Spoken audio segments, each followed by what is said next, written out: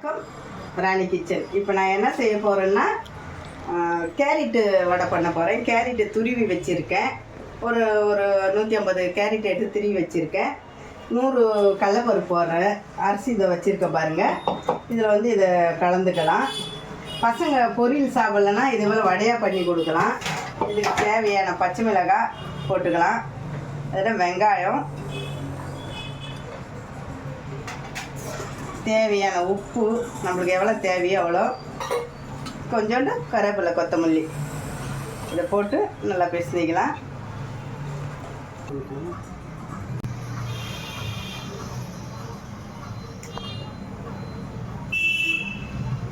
அடுப்பு பற்ற வச்சுட்டேன். கடாய் எண்ணெய் ஊற்றிட்டேன். நல்லா எண்ணெய் சுடுது. இப்போ நம்ம கேரட்டு வடை, மசாலா வடை மாரி தான் இதுவும்.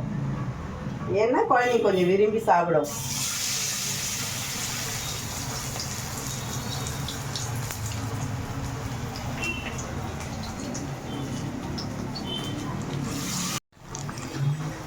நல்லா வெந்து வருது. இப்போ நம்ம லேசாக அந்த வடையை திருப்பி போட்டுக்கலாம். நல்லா மொறுன்னு வேகட்டும். ஒன்று ஒன்றா திருப்பி போட்டுக்கலாம். இது ஒன்றா ஆகாது, பிரியாது, இது உடையாமல் வேகும். நல்லா மொறுன்னு வந்துக்குது பாரு. இந்த கோல்டு நல்ல கலராக வந்துக்குது பாரு கேரட்டு வடை. இப்படி இருக்கும்போது எடுத்துடுங்க.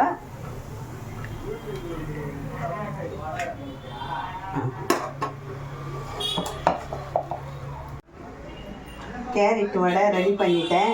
பாருங்கள் என்ன சூப்பராக இருக்குது பாருங்கள். என்ன சாஃப்டாக இருக்குது பாருங்கள் அந்த வடை.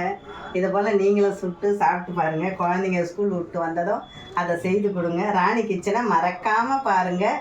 லைக் பண்ணுங்கள், ஷேர் பண்ணுங்கள், கமெண்ட் பண்ணுங்கள். ராணி கிச்சனுக்கு ஆதரவு கொடுங்க. வணக்கம்.